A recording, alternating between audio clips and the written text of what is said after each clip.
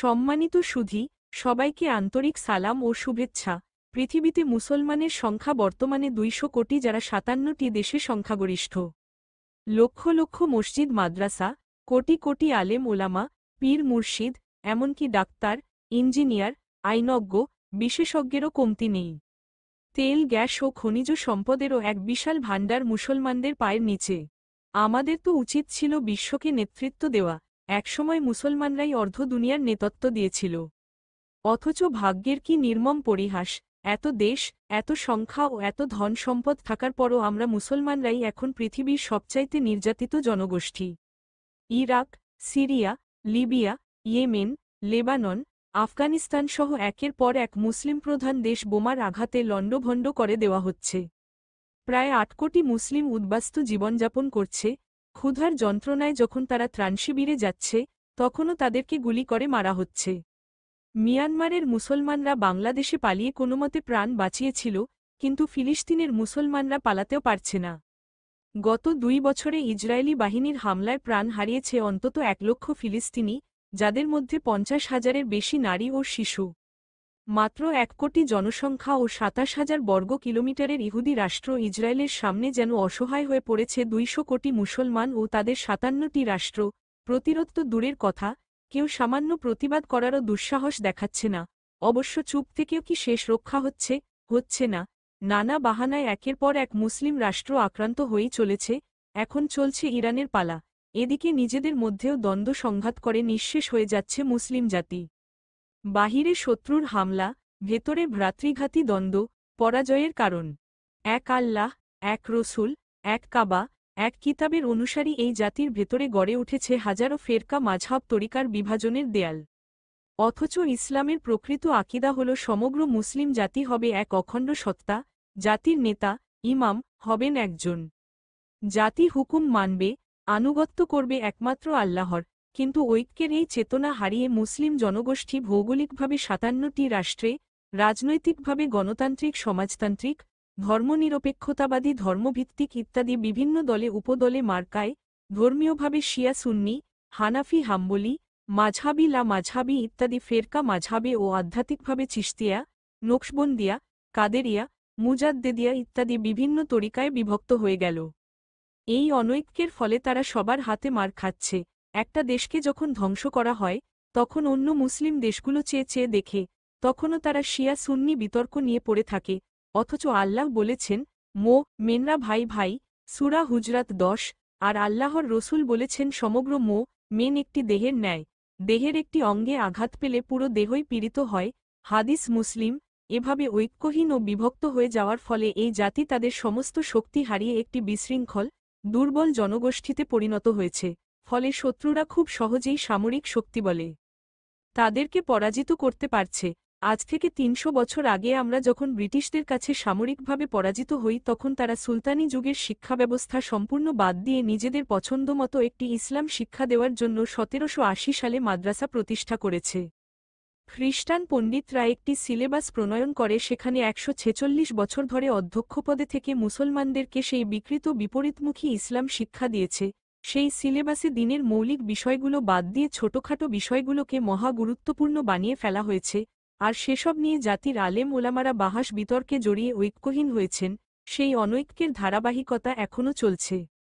চিন্তা করে দেখুন, সংখ্যায় মুসলমানরা ইহুদিদের চেয়ে প্রায় ১০০ গুণ বেশি, অথচ বিশ্বকে নিয়ন্ত্রণ করছে সেই ইহুদিরাই।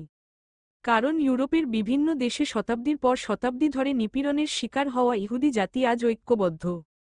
জ্ঞান, বিজ্ঞান, প্রযুক্তি ও সামরিক শক্তিতে বলীয়ান। অন্যদিকে আমরা মুসলমানরা হাজারো ভাগে বিভক্ত, নেতৃত্বহীন, আদর্শহীন এবং আধুনিক জ্ঞান বিজ্ঞান ও সামরিক সক্ষমতায় তাদের তুলনায় হাজার গুণ পিছিয়ে। তাই স্বাভাবিকভাবেই বিজয়ী হচ্ছে তারা, আর আমরা পরাজিত হচ্ছি। এই ঐক্যহীনতাই আমাদের পরাজয়ের জাগতিক কারণ। তবে এর বাইরে আরেকটি আধ্যাত্মিক কারণও আছে, যা এই জাতির কপালে পরাজয়ের নিয়তি নির্ধারণ করে দিয়েছে। পবিত্র কোরআনে আল্লাহ বলেছেন, যারা আল্লাহর বিধানের কিছু মানে আর কিছু অস্বীকার করে, তাদের জন্য রয়েছে দুনিয়ার জীবনে লাঞ্ছনা ও কেয়ামতের দিন কঠিন শাস্তি। সূরা বাকারা ৮৫। আজকে আমরা আল্লাহর দেয়া বিধান মোতাবেক নামাজ রোজা করছি, ব্যক্তিগত জীবনের কিছু বিধান পুঙ্খানুপুঙ্খভাবে মেনে চলছি, কিন্তু রাষ্ট্রীয় জীবনে আল্লাহর হুকুম বাদ দিয়ে পাশ্চাত্যের অনুকরণে দলাদলির রাজনীতি, সুদভিত্তিক অর্থনীতি, মানবরচিত আইন কানুন, দণ্ডবিধি ইত্যাদি মেনে চলছি। তার মানে কিছু বিধান মানছি আল্লাহর, কিছু বিধান মানছি মানুষের। এটাই শিরক, যা আল্লাহ ক্ষমা করেন না। সূরা নিসা ৪৮। শিরকের পরিণামেই আমাদের দুনিয়ার জীবনে এই অপমান লাঞ্ছনা চলছে, আর পরকালে অপেক্ষা করছে কঠিন শাস্তি। শুধু তাই নয়, যারা আল্লাহর নাজিল করা বিধান দিয়ে বিচার ফায়সালা করে না তারা কাফের, জালেম, ফাসেক। সূরা মায়েদা ৪৪, ৪৫, ৪৭। আমরা গত কয়েক শতাব্দী ধরে আল্লাহর দেওয়া হুকুম বিধান বাদ দিয়ে মানুষের তৈরি বিধান দিয়ে আমাদের জাতীয় রাষ্ট্রীয় জীবন পরিচালিত করছি। এটা সুস্পষ্ট কুফরি। যারা কুফরি করে তারা কাফের, কুফর করার পরিণাম নিশ্চিত জাহান্নাম। এবার দেখুন কুফরিতে ফিরে যাওয়ার পরিণাম কি। যারা ঈমান আনার পর আবার কুফরিতে ফিরে যায় তাদের ব্যাপারে বলা হয়েছে তাদের উপর আল্লাহ, মালায়েক ও সকল মানুষের সম্মিলিত লান্ত বা অভিশাপ। সূরা ইমরান ৮৬-৮৭। কি ভয়াবহ সতর্কবার্তা! রসূলুল্লাহর ইন্তেকালের পর কয়েক শতাব্দী আল্লাহর বিধান অনুসরণ করে আমরাই আল্লাহর রহমত বরকতের পাত্র ও পৃথিবীর সেরা জাতি হয়েছিলাম। কিন্তু তারপর আমরা কি করলাম? আল্লাহর হুকুম আনের বিধান বাদ দিয়ে মানুষের তৈরি জীবনব্যবস্থা গ্রহণ করে নিলাম, আল্লাহর সঙ্গে কুফর করলাম। এভাবে ঈমান আনার পর এই কুফরিতে ফিরে যাবার কারণে মুসলিম নামধারী এই জনগোষ্ঠী আল্লাহ, মালায়েক ও সব মানুষের লানতের পাত্রে পরিণত হল। লান্তপ্রাপ্ত জাতির একটা বড় বৈশিষ্ট্য হল তাদের বোধশক্তি উঠে যায়। তারা মার খায় কিন্তু কেন মার খাচ্ছে তা বুঝতে পারে না। যে কারণে মার খাচ্ছে সেটাই আরও মহা সমারোহে করতে থাকে। এই জাতিরও এখন সেই দশা হয়েছে। এখন এই মার থেকে বাঁচার একটাই উপায়, যাবতীয় শিরক ও কুফর থেকে তওবা করে আবার আল্লাহর প্রতি ঈমান এনে মুমিন হওয়া। আল্লাহ বলেছেন, জান্নাতে যাবে কেবল মুমিন। সমস্ত গুনাহ মাফ মুমিনের। সালাহ, যাকাহ, হজ, সওমসহ সমস্ত আমল কেবল মুমিনের জন্য। আল্লাহ তাদের অভিভাবক, ওয়ালি। তিনি ৫,০০০ যুদ্ধের মালায়েক প্রস্তুত রেখেছেন মুমিনকে সাহায্য করার জন্য। সূরা ইমরান ১২৫। প্রশ্ন, এই মুমিন কিভাবে হব? মুমিনের সংজ্ঞা পবিত্র কোরআনেই আল্লাহ দিয়েছেন। তিনি বলেন, মুমিন শুধু তারাই যারা আল্লাহ ও তার রসূলের উপর ঈমান আনে, অতঃপর কোনো সন্দেহ পোষণ করে না এবং জীবন সম্পদ দিয়ে আল্লাহর রাস্তায় জেহাদ করে। সূরা হুজরাত ১৫। খেয়াল করুন, এই সংজ্ঞা মোতাবেক মুমিন হওয়ার দুটি শর্ত ঈমান ও জেহাদ। এই ঈমান হচ্ছে তৌহিদের উপর ঈমান, আল্লাহকে একমাত্র হুকুমদাতা ইলাহ হিসাবে মেনে নেওয়া এবং মুহাম্মদ কে তার প্রেরিত রসূল হিসাবে ঘোষণা দেওয়া। আর জেহাদ হচ্ছে সেই তৌহিদভিত্তিক দিন প্রতিষ্ঠার আপ্রাণ প্রচেষ্টা ও সংগ্রাম। সেই জেহাদ কি ও কেন তা সকল মুসলমানের জানা বাধ্যতামূলক, ফরজ। কারণ জেহাদ না করলে মুমিনই থাকা যায় না।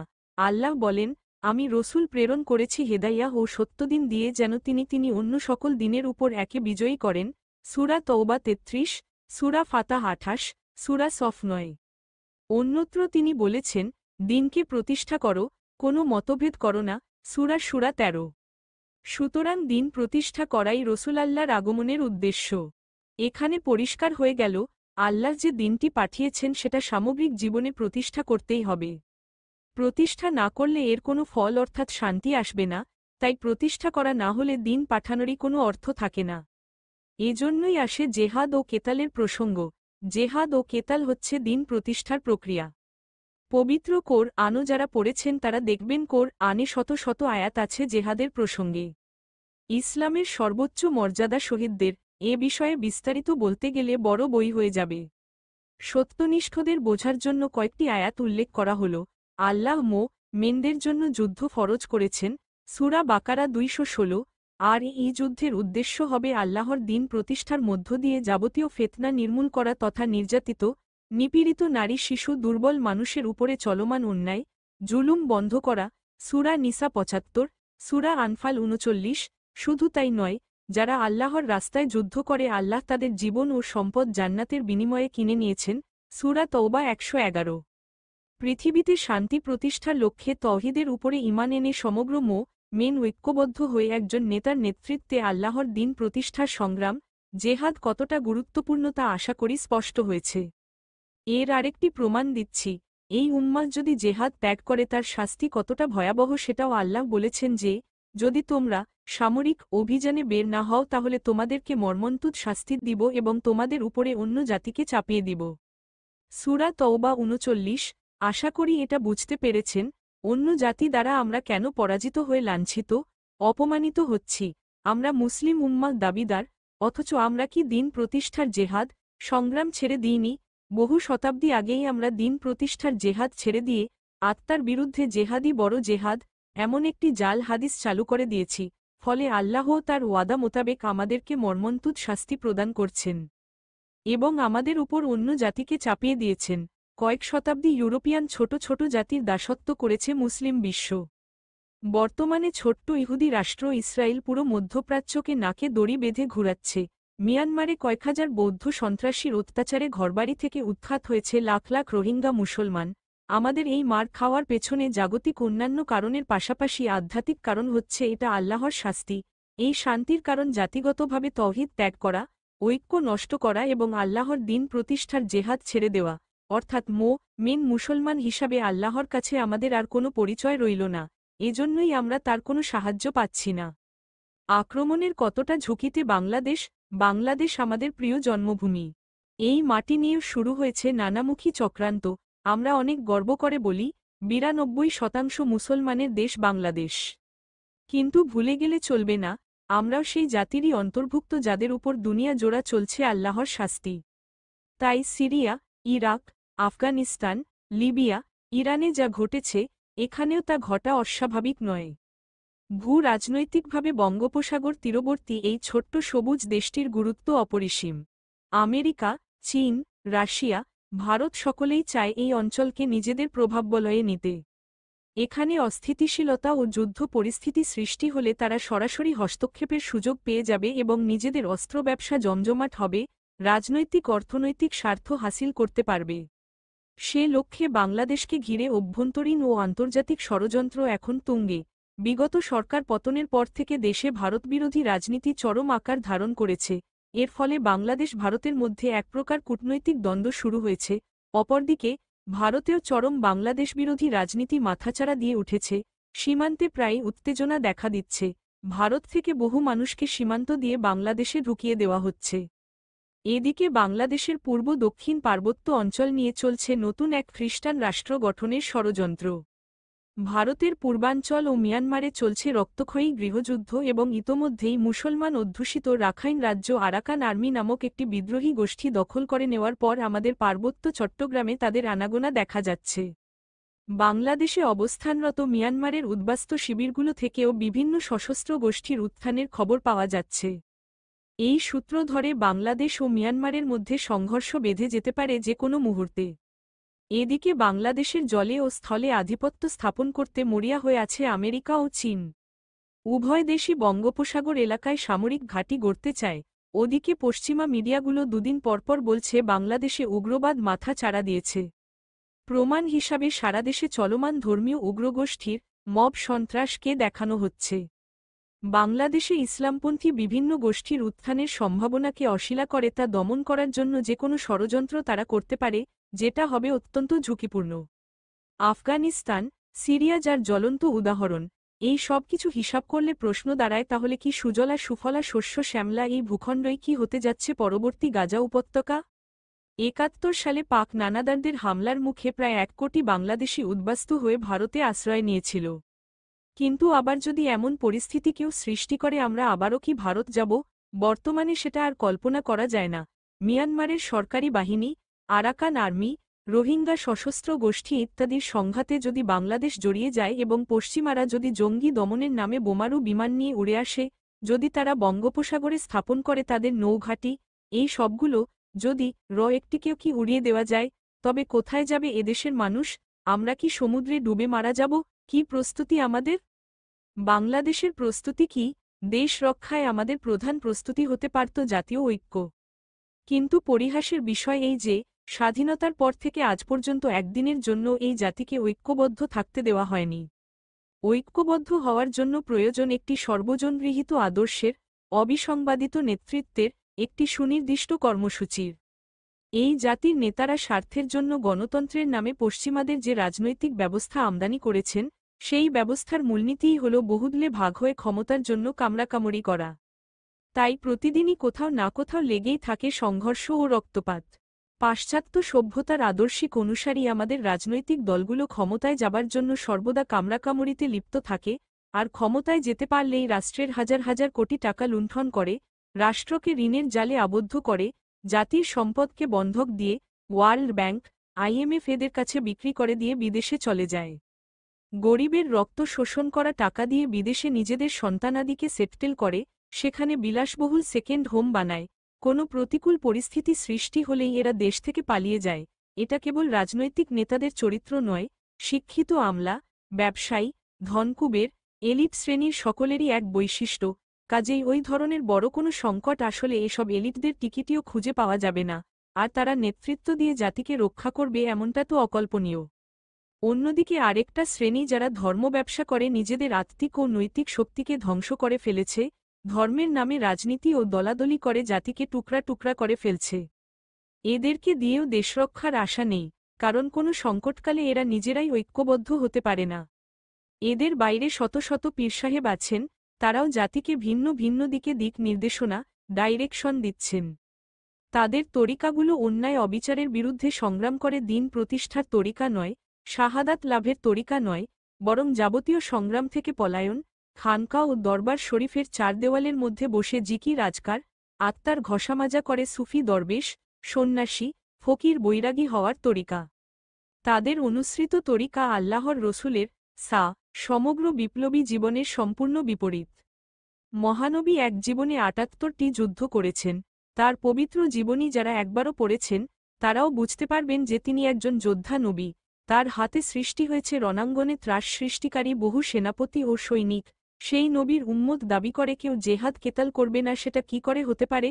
সুতরাং যারা এ পবিত্র আমল বাদ দিয়ে খানকায় ঢুকেছেন, তাদের দ্বারাও জাতিরক্ষা সম্ভব নয়। তাহলে জাতি রক্ষা পাবে কিভাবে? আশা কোথায়? যদি অন্যান্য মুসলিম রাষ্ট্রগুলোর মতো পরিস্থিতি বাংলাদেশে হয়, সেক্ষেত্রে আমাদের কি করণীয়? আমাদের প্রস্তাবনা হচ্ছে ১. তৌহিদের ভিত্তিতে ঐক্য। আমাদেরকে ঐক্যবদ্ধ হতে হবে, এবং এখনই। কেমন ঐক্য? যেভাবে আল্লাহ আমাদের নির্দেশ দিয়েছেন। তিনি বলেন, আল্লাহ তাদেরকে কত ভালোবাসেন যারা সীসা-গলানো প্রাচীরের ন্যায় ঐক্যবদ্ধ হয়ে আল্লাহর রাস্তায় যুদ্ধ করে। সূরা সফ ৪। সীসা-গলানো প্রাচীরের ন্যায় ঐক্য কিভাবে সম্ভব? অনেকে মনে করেন, এটা কি আদৌ সম্ভব? হ্যাঁ, সম্ভব। রসুল তৌহিদের ভিত্তিতেই বিশৃঙ্খল আরবদেরকে ঐক্যবদ্ধ করেছিলেন।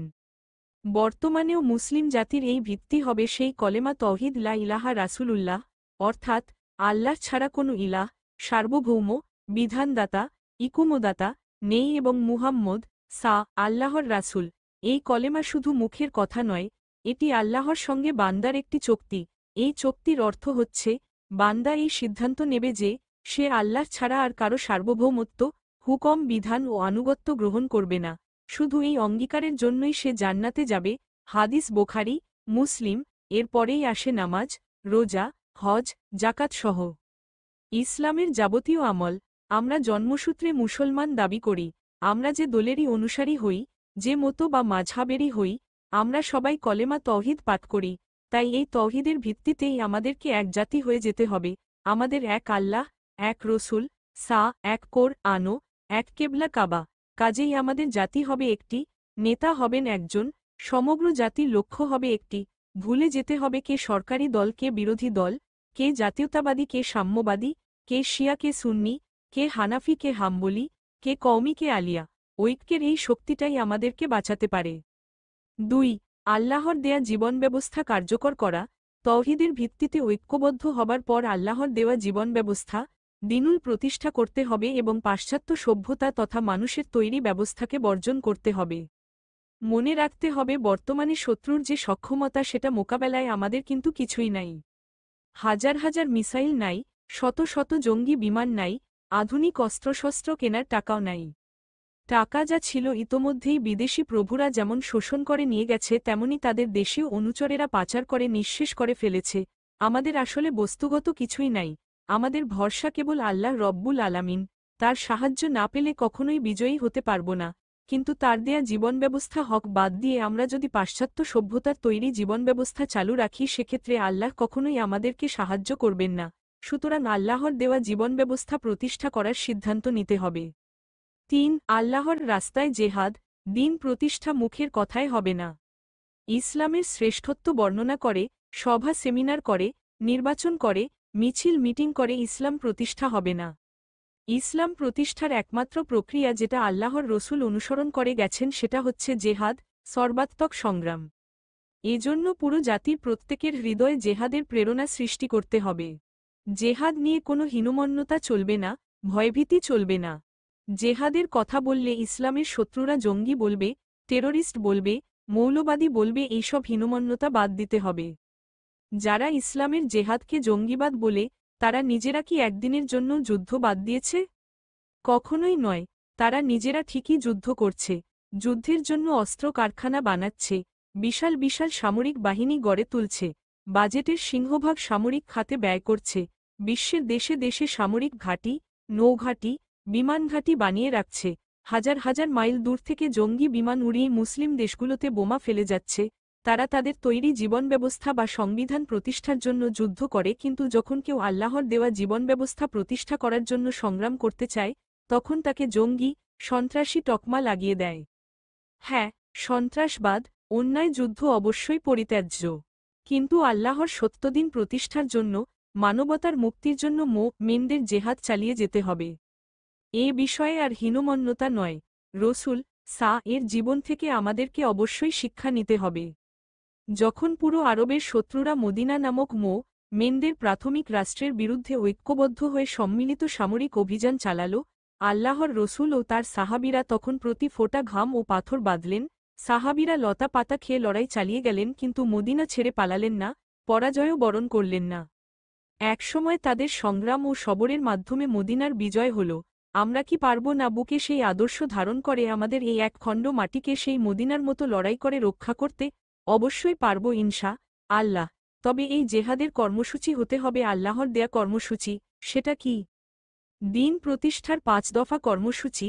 মানবজীবনে আল্লাহর দিন ইসলাম প্রতিষ্ঠা করার তরিকা জেহাদ, আর জেহাদ করার জন্য আল্লাহ দিয়েছেন 5 দফা কর্মসূচি। মহানবী সারাজীবন এই কর্মসূচি অনুসরণ করেই আরব উপদ্বীপে দিন প্রতিষ্ঠা করেছেন। রসুল বলেন, আল্লাহ আমাকে 5টি কাজের নির্দেশ দিয়েছেন, আমিও তোমাদেরকে এই 5টি কাজের নির্দেশ দিয়ে যাচ্ছি। তা হল ঐক্যবদ্ধ হও, নেতার আদেশ শোনো, শৃঙ্খলা, নেতার আদেশ পালন করো, হিজরত করো ও জান মাল দিয়ে জেহাদ করো। হারিস আল আশয়ারি থেকে তিরমিজি, মেশকাত, সাহাবীদের ইতিহাস এই 5 দফা কর্মসূচি মোতাবেক জেহাদ বা সংগ্রামের ইতিহাস। প্রথমত, তারা সর্বদা একজনকে ইমাম বা নেতা মানতেন, সেই নেতার হাতে বায়াত নিয়ে তৌহিদের ভিত্তিতে ঐক্যবদ্ধ থাকতেন। দ্বিতীয়ত, সেই নেতা কখন কি আদেশ দেন তা শোনার জন্য সর্বদা সতর্ক থাকতেন, অর্থাৎ শৃঙ্খলার মধ্যে থাকতেন। তৃতীয়ত, নেতার আদেশ হওয়ার সঙ্গে সঙ্গে আসমা ওয়া আত্তাবিউ, অর্থাৎ শুনলাম ও মান্য করব, এই বলে আদেশের প্রশ্নহীন শর্তহীন আনুগত্য করতেন।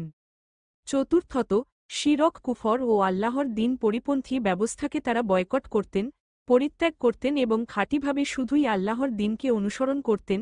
হিজরত। পঞ্চমত, উপরোক্ত ঐক্য, শৃঙ্খলা, আনুগত্য ও হিজরতের শক্তিতে বলিয়ান হয়ে জান মাল দিয়ে আল্লাহর রাস্তায় জেহাদ করতেন। এখন আবারও সেই 5 দফা কর্মসূচিতে আবদ্ধ হয়ে পুরো জাতিকে প্রস্তুত করতে পারলে পৃথিবীর কোনো শক্তি এই ভূখণ্ডের দিকে হাত বাড়াতে পারবে না ইনশা আল্লাহ। প্রশ্ন, কার নেতৃত্বে ঐক্যবদ্ধ হব? এই জাতির মধ্যে তো বহু দল, উপদল, ফেরকা, মাঝহাব। এক এক দলের এক এক নেতা, অথচ জাতির নেতা হতে হবে একজন। আল্লাহ বলেছেন, তোমরা আল্লাহর আনুগত্য করো, রসুলের আনুগত্য করো এবং আনুগত্য করো তোমাদের উলিল আমরের। সূরা নিসা 59। উলিল আমর হচ্ছেন জাতিকে আদেশদানের অধিকারী কর্তৃপক্ষ বা নেতা। এমন একজন নেতা আমাদের প্রয়োজন যিনি মানুষকে মানবরচিত ব্যবস্থার পরিবর্তে আল্লাহর সার্বভৌমত্বের দিকে ডাকবেন, আল্লাহর বিধানকে প্রতিষ্ঠা করবেন ও জাতিকে রক্ষার জন্য জেহাদে নেতৃত্ব দিবেন। তিনি হবেন মেন মুসলিমদের জাগতিক ও ধর্মীয় উভয় অঙ্গনের নেতা। আমরা হেজবুত তৌহিদের সদস্যরা মাননীয় ইমাম জনাব হোসাইন মোহাম্মদ সেলিমের হাতে বায়াত নিয়ে তাকে আমাদের উলিল আমর মেনে নিয়ে তৌহিদের ভিত্তিতে ঐক্যবদ্ধ হয়েছি। আল্লাহর দিন প্রতিষ্ঠার লক্ষ্যে তিনি যে আদেশ দিচ্ছেন আমরা তা শুনছি ও পালন করছি, তার নেতৃত্বে আমরা তৌহিদভিত্তিক জীবনব্যবস্থা প্রতিষ্ঠার সংগ্রাম করছি এবং ইসলামের নামে চলা সকল বিকৃতি, অপব্যাখ্যা এবং মানবরচিত শেরক ও কুফরি মতবাদের রাজনৈতিক দলাদলি থেকে হিজরত করেছি, অন্যদেরকেও আমরা এই কর্মসূচিতে একাত্ম হওয়ার জন্য আহ্বান করছি। অনেকেই মনে করেন, কিছু সংস্কার করলেই দেশে শান্তি ফিরে আসবে, দুর্নীতি, অপরাজনীতি ও জুলুমের অবসান ঘটবে, কিন্তু এই ধারণা ইতোমধ্যেই ভুল প্রমাণিত হয়েছে। বাংলাদেশের সংবিধান ১৭ বার সংশোধন করার পর এখন সেটার আমূল পরিবর্তনের দাবি উঠছে। আবার কেউ কেউ মনে করেন, একটি গ্রহণযোগ্য নির্বাচন বা নির্বাচিত সরকার এলেই সব সমস্যার সমাধান হবে, কিন্তু গত ৫৪ বছরের অভিজ্ঞতা আমাদের অন্য কিছু বলে। এই সময়ে যেমন কারচুপি ও দুর্নীতিপূর্ণ নির্বাচন হয়েছে, তেমনি বেশ কিছু নিরপেক্ষ নির্বাচনও হয়েছে, কিন্তু কোনো নির্বাচিত সরকারই কাঙ্ক্ষিত মৌলিক কোনো পরিবর্তন আনতে পারেনি। প্রকৃতপক্ষে সিস্টেমে বা ব্যবস্থায় যদি ভুল থাকে তাহলে কোনো নেতৃত্বই স্বস্তি দিতে পারবে না। তাছাড়া মানুষের তৈরি গণতান্ত্রিক ব্যবস্থার রাজনীতি আজ অনেকের জন্য একটি পেশা এবং ধনীদের জন্য লাভজনক ব্যবসায় পরিণত হয়েছে। তারা এখানে বিনিয়োগ করে এবং ক্ষমতায় গিয়ে সেই বিনিয়োগ সুদে আসলে আদায় করে নেয়। জনকল্যাণ নয়, বরং ব্যক্তিস্বার্থই এখন রাজনীতির চালিকাশক্তি হয়ে উঠেছে। তাই এই ব্যবস্থার ভেতরে থেকে এর দু একটি বিষয়ের সংস্কার সাধন করে কাঙ্ক্ষিত সুফল পাওয়া আর সম্ভব নয়।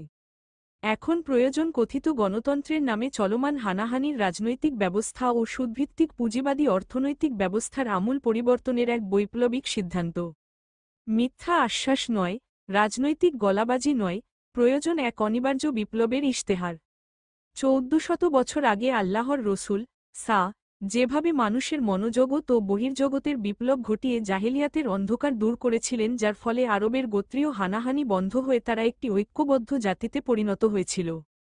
চুরি ডাকাতি বন্ধ হয়ে গিয়েছিল, একজন নারী শত শত মাইল পথ নিশ্চিন্তে ভ্রমণ করতে পারত, নারীরা এত স্বাধীনতা ও অধিকার পেয়েছিল যে তারা সকল জেহাদেও অংশগ্রহণ করতে পারত। হেজবুত তৌহিদও আজ রসুলাল্লাহর সেই পথ অনুসরণ করে দিন ইসলাম প্রতিষ্ঠা করার মধ্য দিয়ে বর্তমানে বিরাজিত সকল অন্যায় অবিচার নির্মূল করার লক্ষ্যে আমূল পরিবর্তনের বিপ্লব আদর্শ ও বক্তব্য নিয়ে মাঠে নেমেছে। প্রিয় সুধী, আল্লাহ প্রদত্ত একটি মহান আদর্শের উপরে ঐক্যবদ্ধ করার এই উদ্যোগ সিরিয়া, ইরাক, লিবিয়া, ফিলিস্তিন, মিয়ানমার কোথাও ছিল না। কিন্তু আল্লাহর অশেষ কৃপায় বাংলাদেশের মাটিতে তিনি মুক্তির এই সূত্র দান করেছেন। তারই ভিত্তিতে হেজবুত তৌহিদ আন্দোলন আপনার সামনে উপস্থিত হয়েছে মুক্তির বার্তা নিয়ে, ঐক্যের ডাক নিয়ে। সরকার ও জনগণ সকলের প্রতি আমাদের একটাই প্রস্তাব, আল্লাহর দেওয়া দিনুল হক জীবন ব্যবস্থা মেনে নিন। আপনারা আমাদের ভাই, ভ্রাতৃত্বে বন্ধনে আবদ্ধ হয়ে প্রিয় জন্মভূমিকে শত্রুর সকল প্রকার ষড়যন্ত্রের হাত থেকে রক্ষার জন্য সংগ্রামে অবতীর্ণ হই। আমরা মনে করি, আল্লাহ প্রদত্ত আদর্শ যেমন আমাদের আছে, তেমনি আল্লাহর মনোনীত একজন নেতাও আমাদের মাঝে আছেন। শুধু তাই নয়, দিন প্রতিষ্ঠা করার জন্য জেহাদের যে কর্মসূচি দরকার সেটাও আল্লাহ দান করেছেন। আমরা যদি তৌহিদের এই আহ্বানে সাড়া দিয়ে ঐক্যবদ্ধ হয়ে সত্যনিষ্ঠ মেন হতে পারি এবং আমাদের সম্পদ, জ্ঞান, সামর্থ্য এবং জীবন অর্থাৎ যা কিছু আছে সব একত্রিত করে একটি নির্দিষ্ট লক্ষ্যের দিকে পরিচালিত করতে পারি, তবে কোনো মব সন্ত্রাসী, উগ্রবাদী গোষ্ঠী, কোনো মিসাইল, এমনকি কোনো পারমাণবিক বোমাও আমাদের ক্ষতি করতে পারবে না, কারণ আল্লাহর সাহায্য তখন আমাদের সাথে থাকবে, আর মেনদেরকে সাহায্য করা আল্লাহর ওয়াদা।